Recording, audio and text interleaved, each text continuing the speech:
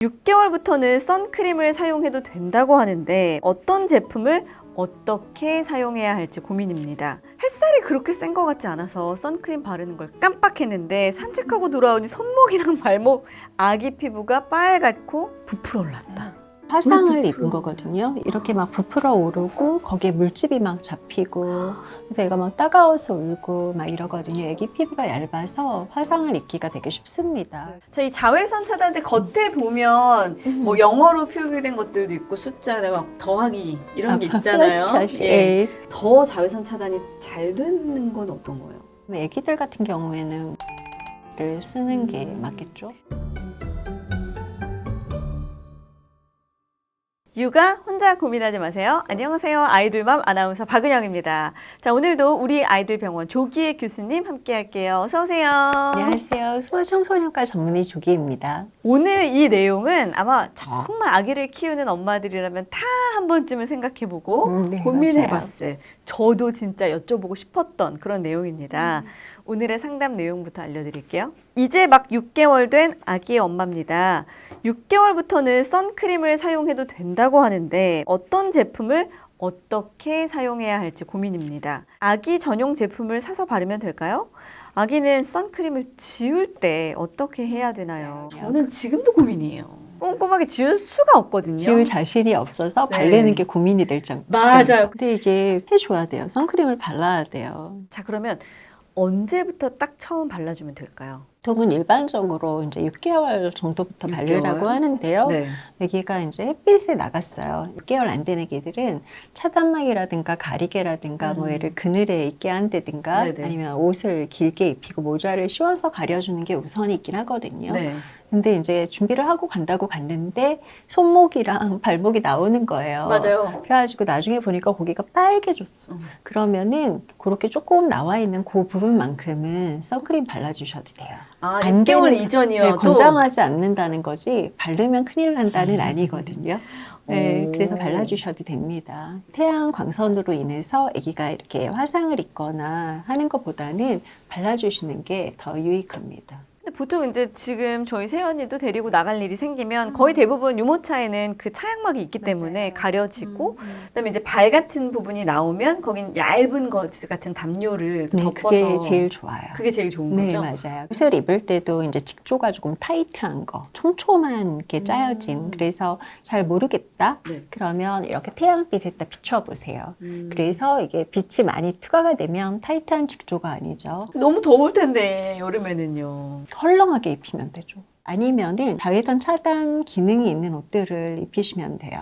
옷에 보면은 UPF라 그래서 울트라바이올렛 프로텍션 팩터라고 해가지고 수치가 적혀 있어요. 네. 근데 그 수치 중에서 이제 제일 프로텍션이 잘 되는 수치는 50이에요. 그 50이라는 뜻은 자외선이 왔을 때 50분의 1만 투과한다 이런 뜻이거든요. 네. 그래서 95% 자외선을 차단해 준다 이런 뜻입니다. 모자 같은 거를 씌울 때는 챙이 이제 보통 3인치 이상인 걸 씌우라고 하거든요. 그럼 여기가? 보통 한 7, 8cm보다는 좀 더 긴 거.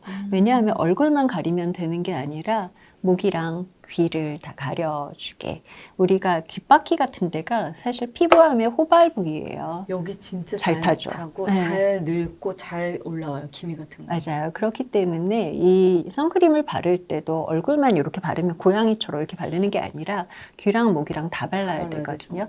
귓바퀴가 피부암의 상당히 호발 부위라는 거를 기억해 주시면 좋을 것 같아요. 그러면 제가 꼭 드리고 싶은 질문이 있습니다. 아이들은 또 햇볕을 많이 보고 거기서 또 2시간 이상 뛰어놀아야 발육도 좋고 키도 크고 비타민 D도 비타민 합성이 D 합성해야 된다. 된다고 하잖아요. 네, 이거는 네. 먹는 걸로 안 된다. 진짜 햇볕을 봐야 된다. 이렇게 얘기를 하는데 자외선 차단제를 막 꼼꼼히 해서 온몸을 방어하면 비타민 D가 합성이 잘 안 되죠. 비타민 D 먹고 자외선 차단제 바르라는 거예요. 비타민 D는 우리가 이제 햇빛을 통해서 합성을 할 수도 있지만 먹을 수도 있잖아요. 네. 근데 태양에 의해서 우리가 피부가 노화가 되고 피부암의 발생이 증가하는 거는 어떻게 막을 다른 방법이 없잖아요. 그러니까 자외선을 차단해야죠. 그렇다면 얼굴뿐만 아니라 이제 여름에는 아이들 짧은 반바지 같은 거 입히잖아요. 팔다리랑 목에도 충분한 양을 자주 발라주라고 되어 있습니다. 좀 햇볕이 강한 날에는 무조건 써야 될 것 같고 조금 흐리고 네. 비도 좀 내리고 그런데 안 해가 안- 발라도 될 것 같죠? 그렇죠. 자외선 80%가 구름을 통과해요. 그래서 실내에 있을 때도 자외선 차단제 바르라는 얘기는 들어보셨어요? 자외선 A는 오존층도 통과하고 유리도 통과하고 그래서 흐린 날에도 자외선 차단제를 꼭 발라셔야 돼요. 그리고 자외선은 반사가 돼요. 그래서 물이나 눈이나 모래나 콘크리트에도 반사가 되죠. 모자를 썼어요. 네. 그런데 이것만 가린다고 자외선이 차단이 되는 게 아니라 내가 만약에 이제 카약을 한다? 그럼 물에 반사돼서 올라오는 그다음에 스키를 탄다? 그럼 눈에 반사돼서 올라오는 자외선 이런 것들이 다 내 얼굴을 타게 만들 수가 있습니다. 그래서 자외선 차단제는 모자를 썼다고 해서 안 발라도 되는 게 아니에요. 보통 피부 막 타게 하는 게 UVB거든요. 네. UVB는 유리를 통과 못해요. 그래서 유리 안에 있으면 UVB는 통과를 못 하는데 그 자외선 A는 유리를 통과하기 때문에 네. 그 피부 노화를 일으키거든요. 걔가 광노화를 일으키는 주범이에요. 그래서 피부가 빨리 늙죠. 아니 근데 그럼 여름철에 태닝하는 사람들 잘 외국도 막 몰라요. 해변에 다 막 이렇게 본인은 그게 예쁘다고 생각할 수 있는데 피부는 그만큼 늙는 거예요. 그건 어쩔 수 없어요. 피부 탄력도 떨어지고 그다음에 색소도 침착이 많이 되고 정말 안 예쁜 피부가 될 거예요. 자, 그러면 아이들 이제 눈을 또 보호해주기 위해서 아이들 선글라스 중에 그 자외선 차단용 선글라스도 있단 말이죠. 네, 맞아요. 이런 거 착용은 어떤가요? 원래는 애들이 눈이 시력이 발달을 하잖아요. 보통 만 8세, 만 9세까지 애들이 시력이 발달이 돼요. 네. 네, 그래서 시력이 발달이 될 때 그 자외선을 쐬는 게 좋다고 하거든요. 그래서 어느 정도 야외 활동을 하면서 자외선에 애기가 노출이 돼야 시력 발달이 제대로 된다라고는 하는데 너무 자외선이 강해가지고 애가 눈도 못 뜨고 막 이 정도라면 당연히 그때는 자외선 차단 선글라스를 조금 씌워주시는 게 좋습니다. 그래서 그런 걸 씌울 때는 거기 보면은 자외선을 얼마나 차단하는지 적혀 있거든요. 네. 99% 이상 차단해 주는 걸로 이제 너무 자외선이 센 날은 씌워주시는 게 좋을 것 같아요.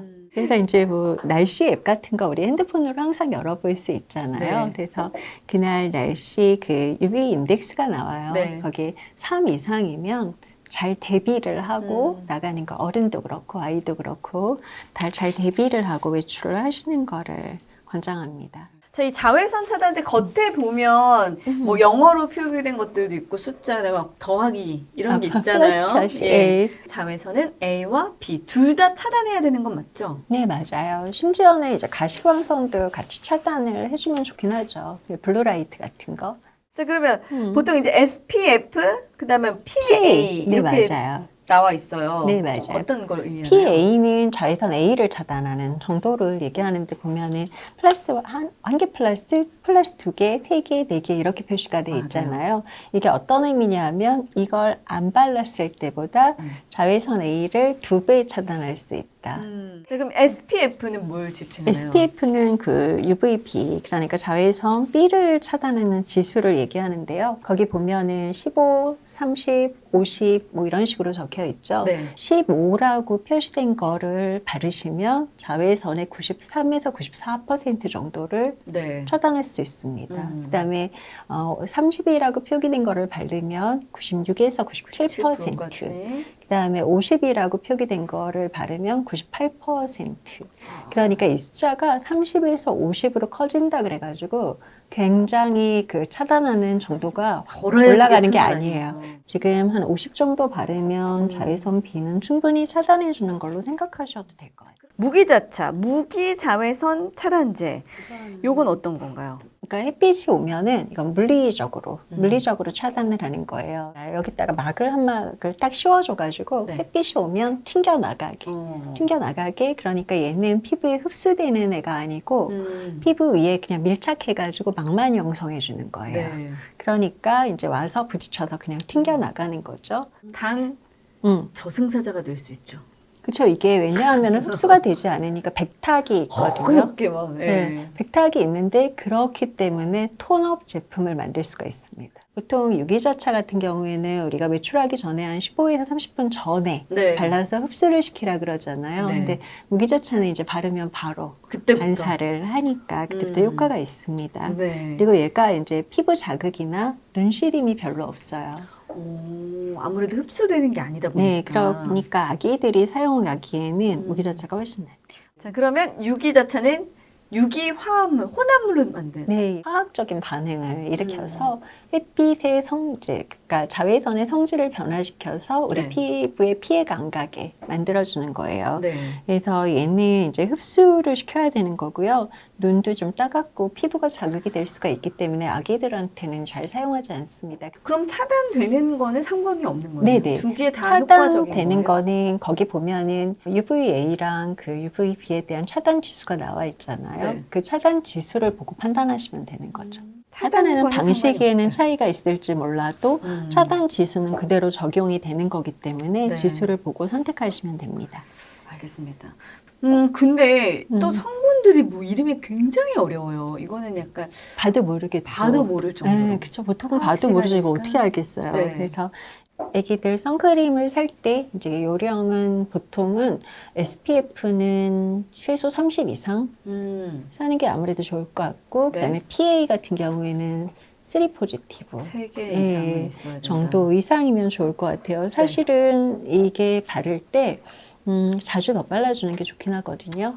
근데 사실 밖에 나가보면 그렇게 자주 덧발라주기가 돼요. 용이하지가 않아요. 그렇죠. 그러니까 약간 차단 지수 높은 거를 바르는 게 아무래도 안전해요. 중간에 못 덧바를 수 있으니까. 네. 그래서 그 정도 지수로 하고요. 네. 성분 중에서는 이제 FDA가 아기들한테도 안전하다라고 인정한 그런 성분들이 있습니다. 네. 그래서 거기 보면 산화아연. 산화 아연. 네, 이게 징크 옥사이드. 영어로는 이렇게 나와 있을 수도 있어요. 네.